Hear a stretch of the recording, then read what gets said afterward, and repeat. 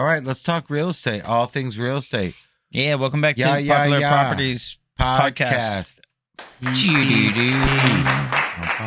hope that was the right way. If not, we're not robots. We just act them on our podcast. Yeah, podcasts are fun. Hey, what a great week in real estate you've been having. I just want to say you've been killing it yourself. Yeah, it's been rising fun. Up. I heard a rumor you have 3 or 4 deals closing the same week in about 2 just weeks? 3. We got one of them moved back. All right, so he's got 3 closing in 2 weeks. Fingers crossed. So things are good. Little knock on wood for you guys. And it is Thursday, and we're booking for the weekend for sure. I got plans, and you got plans, and we're gonna make it happen. Got an open house. We just did a price drop on 1486 Com Ave. Excellent. Yes, that one should be able to move now. Yeah. Thor, what are you doing, The buddy? beautiful condo on Com Ave with a pool in the parking lot, which is always a plus. This is my dog, Thor. My other dog, Sugar, also wants to come into the frame. Of course, Sugar will be studio. Here. We're here at the new studio. Hey. Oh, all right. She has a cone on, so it's a little bit... No! She had an operation, so she has a cone. No, she just kept on scratching her ear. So I put a cone on her. Make sure she was good. She's in cone jail. Get up. All right. Anyways, so that's why I look the way I do. It's all good. It's all good in the hood. Hey. Yeah, man. I mean, real estate is still happening, dude. It's happening. It's in a big way. Our last quarter seems to be jamming. We got a lot of rentals going on in Brockton, believe it or not. We have a new superstar agent, Rick, that's killing it in Brockton. Yeah. And Richie Rich. Yeah, a good friend of mine has some properties out there, so I ended up getting the exclusive on a 60-unit complex out there. Yeah, 60? 60 units out there, oh. And 40 of them are 2-beds, and they're all being renovated, and they're great apartments. And he just finished his fourth rental in about 2.5 weeks or so. That's pretty dope. Doing really good. Yeah, he's excited, and he's got two more coming on the market. The management company's really working with us, and they're putting on some new units and doing some really good renovations. So that's been going really well. And some of our other agents are doing really good in Boston as well. And you've been doing good in the the Metro Boston market. And one of them is Cambridge. Yeah, one of them's in Cambridge. I guess that's Metro Boston. Yeah, you're dipping into Cambridge. That's good. And Cambridge and Medford. Even though interest rates are high, the market is still moving pretty aggressively here in Boston. Yeah, I mean, I think a lot of people realize what's going to happen once interest rates do go down. Like, why not just buy right now? Yeah. You know? If you can afford it, obviously, definitely go out, get yourself a place. Yeah. Because, once the rates go down, it doesn't matter what you're bidding on. It's probably... you're going to have to, overbid by like 10%. I can tell you that the lenders that I work with, all of them have programs. Most of them are 2 years where if you buy with them now and the rates go down and you want to refinance a year from now, they do it for free. Yeah. So it's a free rewrite. So there's really no reason why not to go into it, especially if you're in the high income and you're paying a lot in taxes now anyways. You don't own any real estate. So in the next 2 years, you may pay a little higher interest rate. It won't matter at all. You're going to get the tax breaks. It'll be fine. You'll be able to rewrite it in a few years, and maybe you can pull out some equity. So the market's still jamming. If anything, our boys at Cross Country do that. Yeah. Yeah, Vin Lee and the Rock Group. Check them out. Yeah, they do a really. They got one of my closings done in 21 days. They have a great program. If you can get your paperwork to them, and they can close you in about 20 days. And it's really amazing. And they have a great team there. And they have it all automated, so you can do everything online from your house, basically, and upload everything. I'm working with a lender right now who, it's tough, man. I mean, some people just don't have technology. No, they don't. Sometimes. They're like, hey, we need the client's... Social Security. And I was like, okay, you don't have that? You gave us a pre-approval. Right. Oh. They take it. What happens is typically on the pre-approvals, most of the lenders will talk to someone over the phone, and they obviously they trust the person's not lying about things. and the information What their credit score is. and stuff like that. And they give them basic information, and based on that, they do a preliminary, look over. Basically, you'd say of their data, and if they qualify, they'll give them a pre-qualification. Underwriting is when you get sent over to actual credit inquiries. Yeah. Typically, that's a 24-hour to 48-hour period where the whole thing goes through an automated underwriting system. Yeah, but and it pumps out a yay or an A basically at the end. To give a pre-approval without like a application with Social Security in it, I mean, it's just a pre-approval. Absolutely, it's written down. A pre, there's pre-approval, and then there's an approval subject to a home inspection, and that's the ideal situation you want. The approval subject to the home inspection. He really needs to go outside, or he something. Does love you. No, you just want love? Okay, buddy. Okay. But the big buzz right now in the industry, I'd have to tell you, is the what's going on with rentals, basically. Yeah. Rental prices are up considerably. And they're going up, and there's just not enough of them. And it's really good news. What do you need, dude? Which is obviously helping the investor deal with this high interest rate market. But at the same token, you have the builders that have slowed production of building new construction. So you're not having a lot of new rentals coming on the market. What you're having is basically the re-rental of the existing market share that's here. Our entire film is being destroyed by these dogs. Listen, I gotta let them out. I gotta let them outside. This dude's going crazy. Cut. All right, guys, we are back. We're back. We are back in action. Let me Better just tell you. than ever. We're here talking real estate, all things real estate in the Popular Properties Podcast 4. Finally, we made it to 4. And we finally figured out the audio, I think. Hopefully. We don't know. Every time we do one of these, it's getting better and better and better and better. We're getting to the peak. Yeah. Eventually, we'll feeling pretty good. Yeah. Feeling pretty good about it. So where are we at? We're talking about interest rates. We're talking about people buying property. We're talking about the market still moving pretty hot. We're talking about... I heard a statistic. They said last month we had a 1% increase. In what? In sales nationally. So I thought that was kind of crazy. So it is. So there are markets that are up, and there are markets that are down. What? Yeah. They said there's a 1% increase year over year, or like last month, month to month, Yeah. Okay. Yeah, I mean that makes sense. Yeah. But do they mean so September to for the month of September? Yes. Okay. That's totally normal. Okay. That's totally normal. Yeah. Right? Because August, everyone's dealing with like the end of the summer. Yeah. People are like, "Hey, I got to get ready for school. I got to get my kids ready for school. I can't look for a house now. We're going to have to put the search on hold until we start school, and then I can start doing that." So that's why September typically is a big month. Yeah.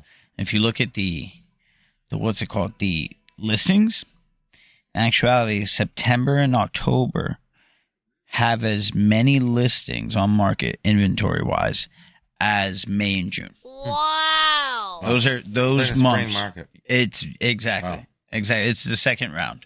Well, right? So like there's a dip in activity in the summer and there's a dip in activity in the fall.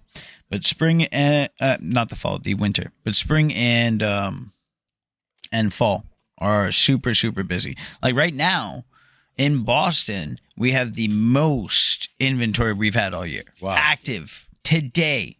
It is October 26th, 7th? 26. 26. You were about to say 27 too. 27 is tomorrow. But yeah, there's some good action out there. There's some good properties. I would say if you've been on the sidelines, maybe you've been on the sidelines because you've been frustrated by other offers been going through and you couldn't get your deal accepted and you were overbidding for properties and it just wasn't happening for you. Mhm. Now's a good time to get back in the game. I'll be honest with you. You may be able to find that property at a better price. Absolutely. And So many buyers have put off their hold, Yeah. their search. Yeah. They put it on hold. Yes. They are not doing stuff. Kitty, cut it out, Kitty. No, Kitty, don't do it. Don't do it. That's my phone, Kitty. It's my That's phone, my Kitty. phone. Excuse us, we have a technical error. We still rolling? Rolling, we're rolling. We're rolling with the Rollins. All right. I want to point out something that just was brought to my attention, which I didn't really realize, but I'm going to definitely be jumping on it, is the fact that there is an incredible amount of multifamilies, and those I'm talking about over 4 units here in Massachusetts and really nationally, that are refinancing over the next year. Yo, I was just talking about this with Adam. And the fact that the numbers are just come so, January. Woohoo, boy. the numbers are so screwy for a lot of them that they didn't realize that their 3% interest days are over. Yep. And it's now going to be 7 or 8%. People who jumped in on an arm. Ooh, oh. Yeah. You didn't lock in a 30-year? Oh. Well, particularly, the commercial investor sorry. that has those 5, 10, 16, 20 Yeah. unit buildings, they do not typically offer 30-year fixes. So Yeah. most of the lenders give them a 5-year arm. Sometimes a 10-year note, 30-year amortization, or a 25-year amortization that is fixed for 5 years, fixed for 3 years. And those are coming due. And as those start coming due over the next 24 months, 36 months, people are going to be sticker shocked. They're not going to like not making the income they were making before. Yeah. They may in some crazy. cases just to refinance the property with the lender Mm-hmm. based on the commercial lender guidelines and having a DSR with debt service ratio of 1.25 or greater. They may actually have to come to the closing, or they may actually owe money to the bank when they do the refinance, because they have to pay down the loan so it has a higher debt service ratio, so it has less debt on the property. So, how would they fix that? Well, the only way a landlord can change that is to higher their rents, Yeah. and that's happening right now. Yep. So Man, it's going to increase like gonna be insanely. the only thing So- to save the landlord. And Check this out. Go ahead. Check this out. I was talking about this with Adam earlier. Yeah. And we no, not Adam actually. It was Jamie. And we were discussing this one property in Randolph. And I was just telling him, like, he was asking, what properties do you think the market's going to crash? I'm like, nah, the only thing that might crash is, commercial sector, like 5 families and above. Like if if a property has more than 5 units, it's commercial, right? So those people being on arms, they're up for, refinancing, and they're going to be screwed. And I showed him exactly what we're talking about, right? So I'm going to tell you right now. So let's see. This is 2 Charles in Randolph. It is a 6-family unit. So 6 units in there. 1,500,000. Yeah. Okay. So let's say this person got it with, let's say 4%. What do you think? Like 5%? No, 5% interest rate? Okay. I think it's probably less than 5. Yeah, let's say they got it at 4.5%. Okay. Yep. On this 6-unit building, their monthly income is $3,974. So let's say $4K is what they're getting in after all operating expenses. Okay. Now we change that interest rate to the 8% that it's at right now. You go to making $935 a month. Change your life completely. Yo, honey, we can't afford. We're going to the Cheesecake Factory today. We're chilling. No, honey, we have are to sell not the going property. out. Yeah, we can't do this anymore. Yeah. The next guy's going to buy the property, and the only way he's going to convince the bank to buy the property is he's going to tell them, "I'm going to raise rents by 20%." So instead of getting $4,000 a month, he's going to get $6,000 a month. Then he can afford. to the Yeah. owner because he needs to make that $3,000 a month. Yeah. It's the only way it's That's going going to to work. be an issue, though, man. That's going to be an Well, issue for renters. Like, renters, there's it's enough going people through the who are roof. pissed off It's right going now. through the roof right now. Oh, People's salaries are going up. Everything's going up, but definitely the renters are getting you know the brunt of the high interest rates when they renting a place. Obviously, if you bought a place and you have a 3% interest rate 5 years ago, 3 years ago, 2 years ago, that's fine. But if you didn't, um, and you stayed in a rental, unfortunately, it's going to get worse for you, a lot worse. yeah. Instead, that $2,400 rental is going to turn into 35 very quickly, Mm-hmm. basically, and that's happening all around.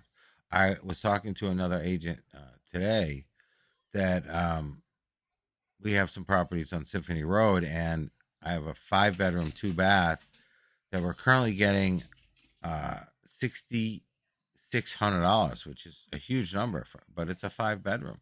And he said that he's getting those same units are leasing for next year at $7,100. Oh, this needs It to be a just little closer to you. seems ridiculous that they're paying $7,100 $7,100 for a 5-bed? for a 5-bed, 2-bath on Symphony Road, and $4,200 for a 3-bed, 1-bath. That makes no sense to me. I know, that's the new rents. Kids are paying at least $1,500 each. Are kids still trashing their apartments? Not that price is the best place they ever lived, but yeah, they're paying like $1,500 a person now. No problem, the kids. Wow.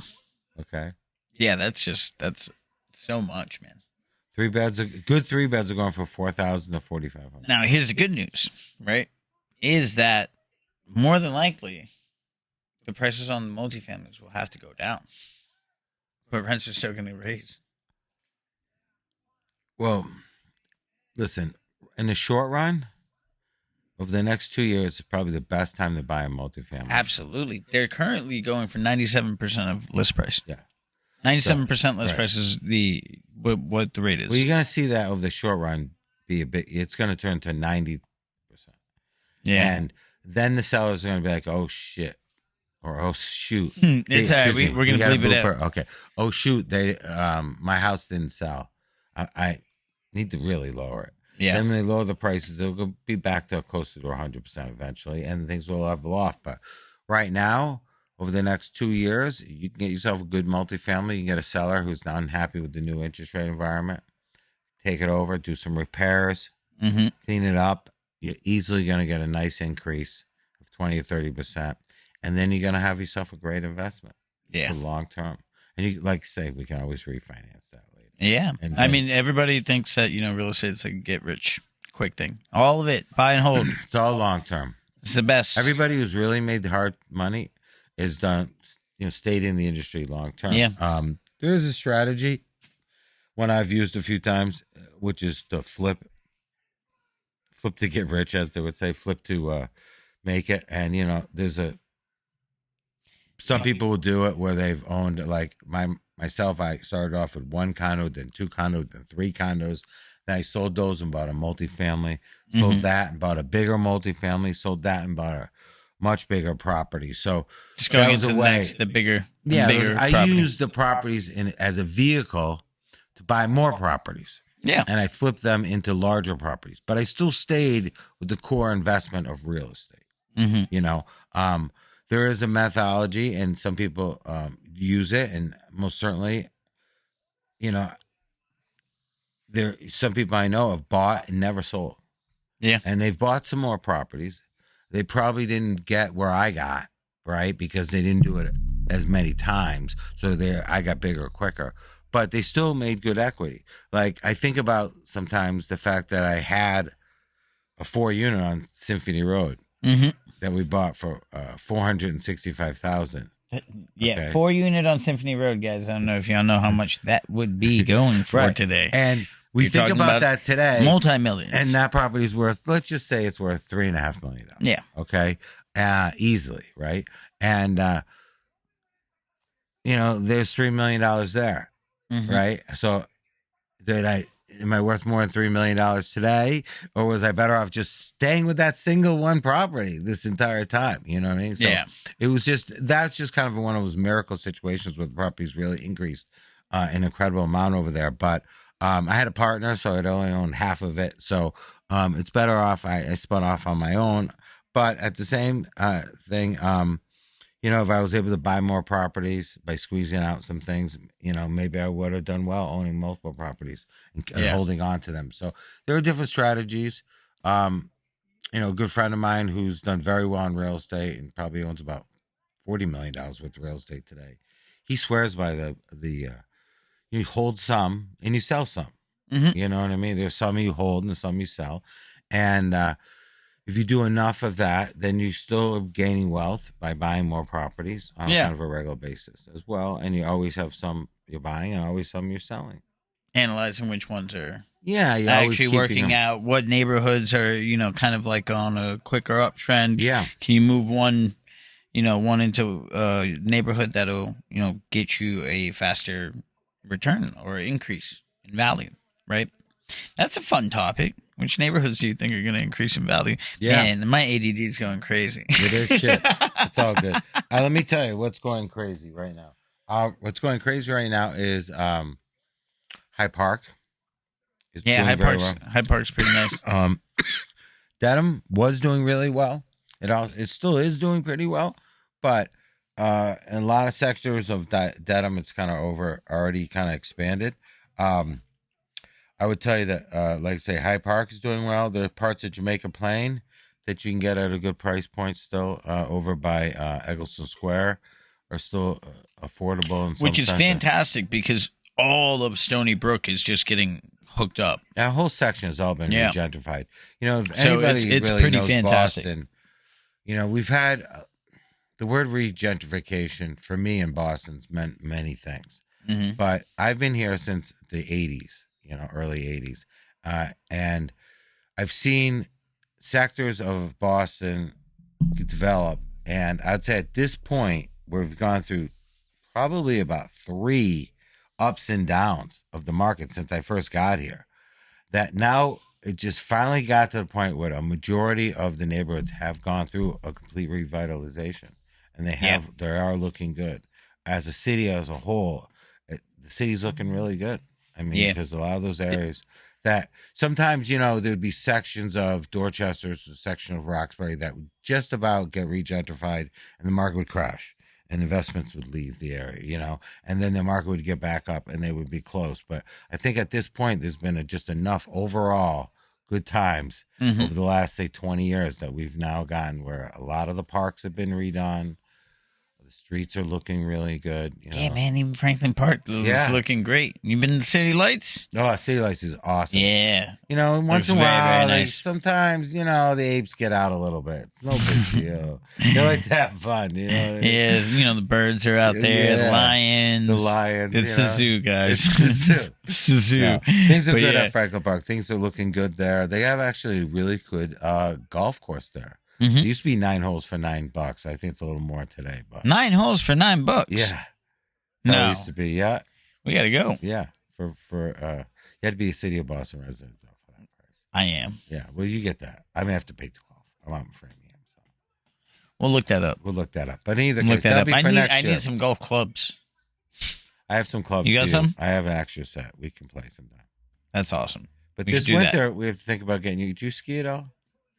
No. I've never gone skiing, and I've never gone too late snowboarding. Too late. Tubing would be good for you. Tubing. I've been tubing. Tubing's fun. I feel like I could do. Have you ever been snowboarding? No, dude, it's hard. How hard? It looks easy on TV. Let me tell you. First of all, it's a lot about. No, the thing is, snowboarding is different than skiing because let me tell you about skiing. Skiing is you have 2 skis. You have 2 poles to hold yourself up. Yeah. Right? So the poles and the skis, it's a lot easier to keep yourself stable with 4 things on the ground, right? When you snowboard, it's just a 1 board. Yeah. Which the opposite of 4 things on the ground. It's 1 thing on the ground. Yeah, okay. I get that. So it's a lot harder. It's all about weight differential and Yeah, like But surfing, which it I've never done, takes or skateboarding, all of which I those also things, have never right? done. All of So, those things take that same skill that you've never done, which takes like years to accumulate a good skill. okay, Like the first time, I I would can jump recommend and turn. this is how you do it the first time. And anyone who's never learned snowboarding, take this. This is a good tip. Bring ski poles with you. While you're snowboarding? Learning how to snowboard to keep yourself up so you can learn, because eventually you can work yourself down to like one pole and then no pole. Once you learn, it's about balance. And if you have spent the entire time picking your ass off of the snowbank, you're not learning how to ski, you're learning how to get up. Okay. And it's really hard without a ski pole to get up. Really? Yeah. And after a few times, you're going to give up and take the thing off and walk down the hill. Because I've been there, kid. Yeah. Yeah. I'm telling you, it's hard. And I've been skiing my whole life. I ski like the wind. I ski backwards, forwards, sideways, any which way. Since I was a small kid, I've been skiing. Skiing is great. But snowboarding is freaking hard, man. Okay. It's all about, angles and shit like that. I thought snowboarding would be easier. No offense No, to it's not. anybody who I'm telling you, I'm just a uneducated in tube will this. be good for you.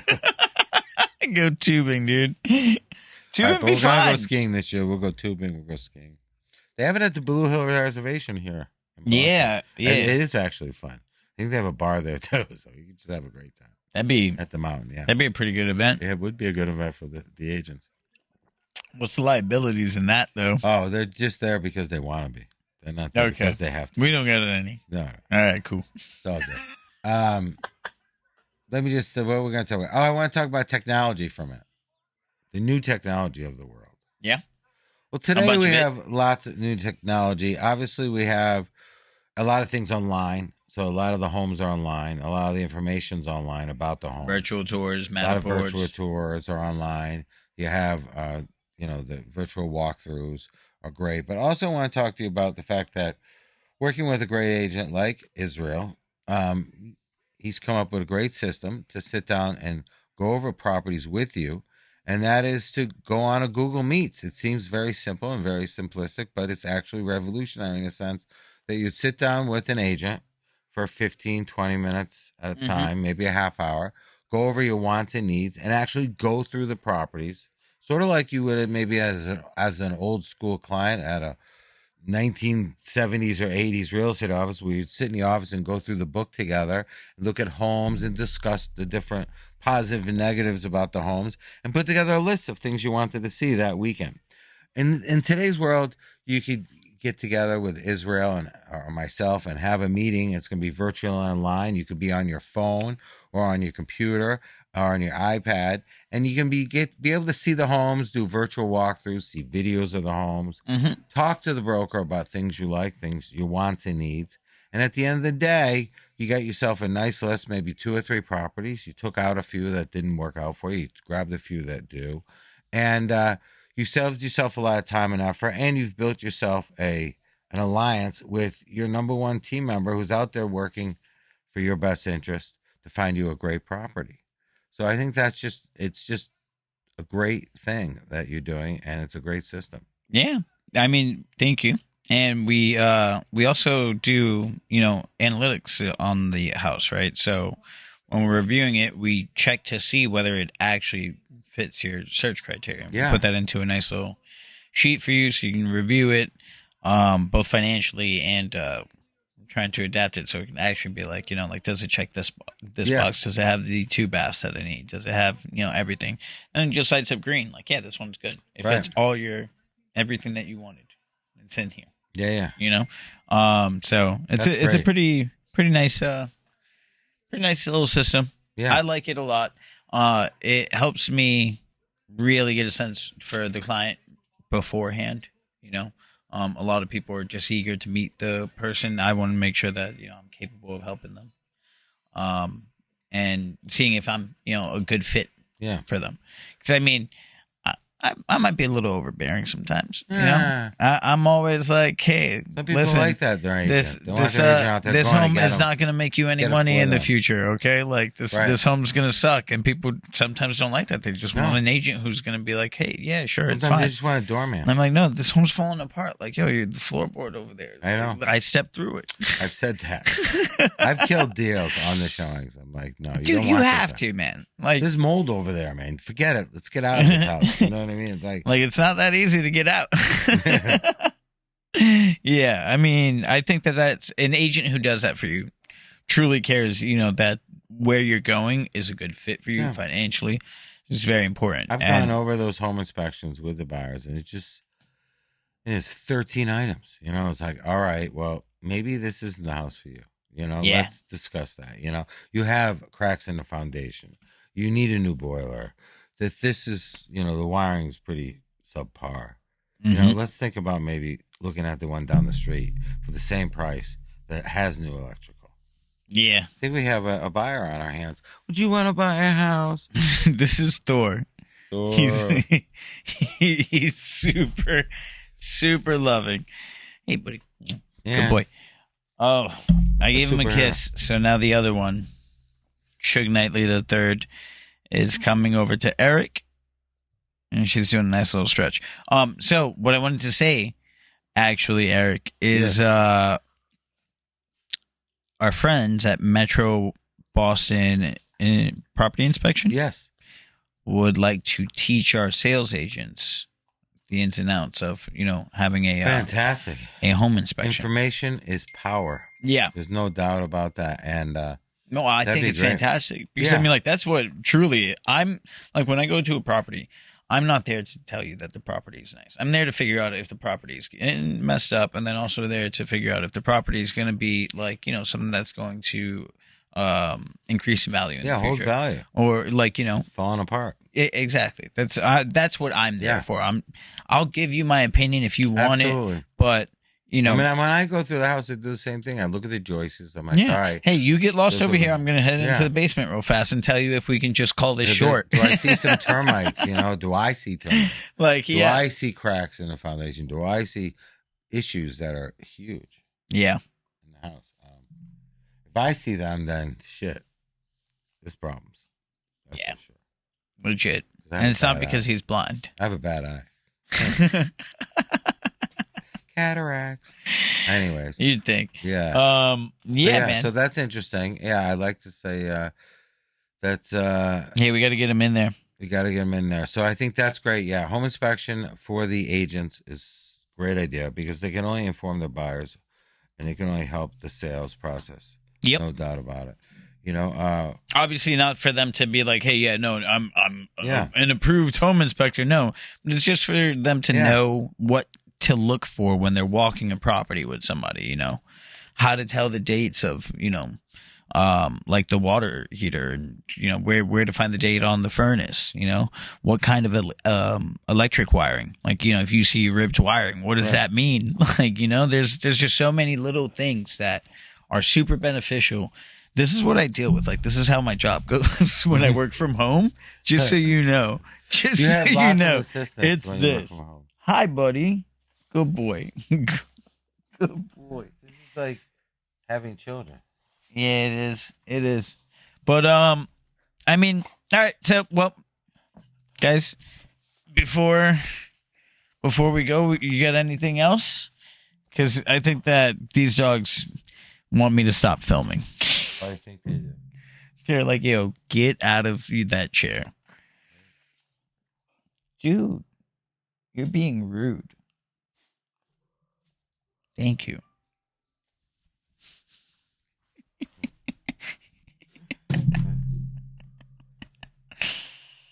Here comes Kitty, dude. Here comes Kitty. Dude, oh, wait. Well, No, I'm good. Never mind. PPP4 in the wraps. Yeah. We're pretty much done, We are guys. very dog friendly, this PPP4.